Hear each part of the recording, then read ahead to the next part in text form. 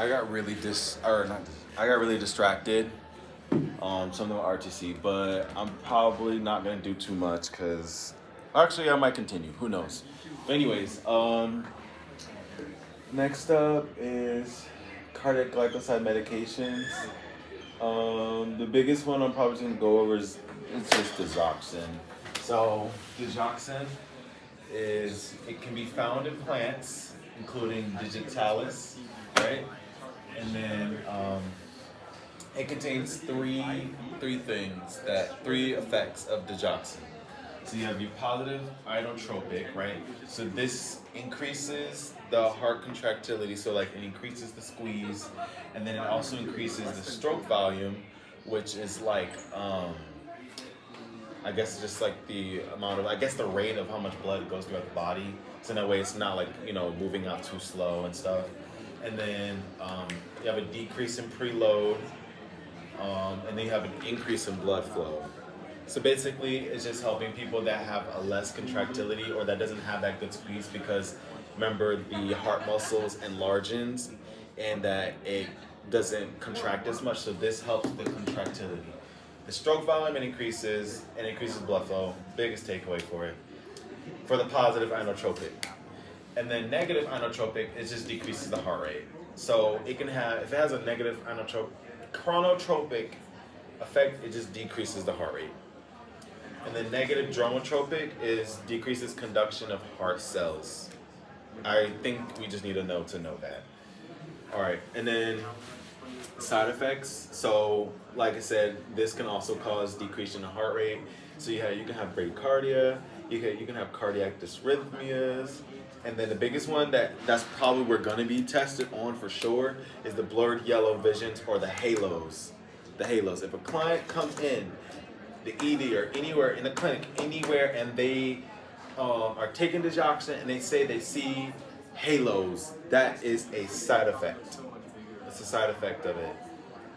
Okay. And then the purpose of digoxin, so it basically is to treat heart failure and afibrillation, or other known as AFib. So that, and then the adverse effects would be bradycardia, hallucinations, bowel necrosis. So bowel necrosis, so we know that necrosis or necrotic means dead tissue or just dead. So you have dead tissue in the bowel. So you have, literally that's what it says, bowel necrosis. And then you have thrombocytopenia, which is, I believe, the low count of platelets. I could be wrong, but I think it's platelets. I don't know.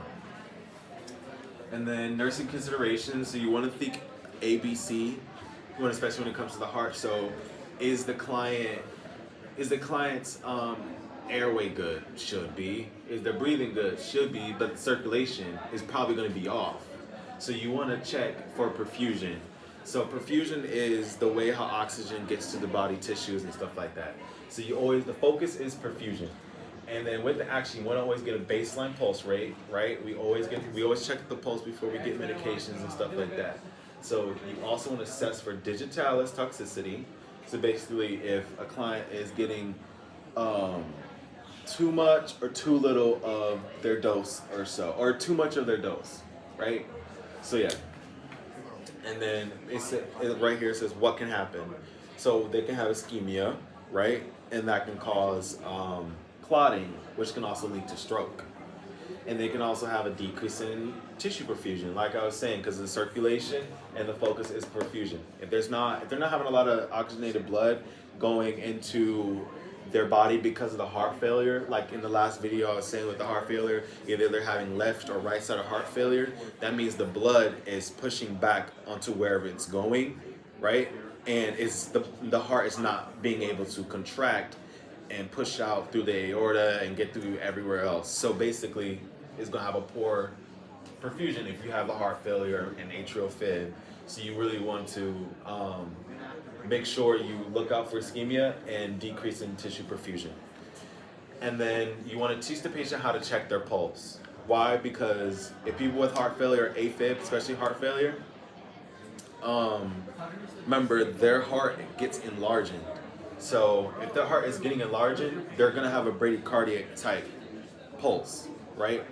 And that's going to be a what? A decrease in circulation. Remember, ABCs. Anyways, so you want to teach the patient how to check for the pulse. And then a biggest takeaway for check 4 is you want to check the apical pulse before giving digoxin. Always check the apical pulse before giving digoxin. Always check the apical pulse before giving digoxin. Always. Apical pulse, that's what? I don't even know. What, left intercostal space or something? Somewhere. I don't know. Or something. All right. Then you want to determine edema. Remember, because of the right-sided heart failure. Determine if they have edema to make sure whether or not it's right-sided heart failure. Because remember, it goes into the peripheries. And then you want to monitor the digoxin serum drug level, so in case there might be a chance of toxicity. And then you want to monitor serum potassium levels, because remember, potassium always goes with the heart. So that electrolyte is always with the heart. Potassium, potassium, potassium. And you want to report if they have hypokalemia, because if they have hypokalemia, I want to say they might have bradycardia related to it. And then you want to instruct them of their side effects. So back over here, if they see halos, this is a side effect. Cardiac dysrhythmias might happen, but report it. Same thing with bradycardia, might happen and report it. Same things with these. If they ever have one of these, report it. And then that's it for my thing with digoxin.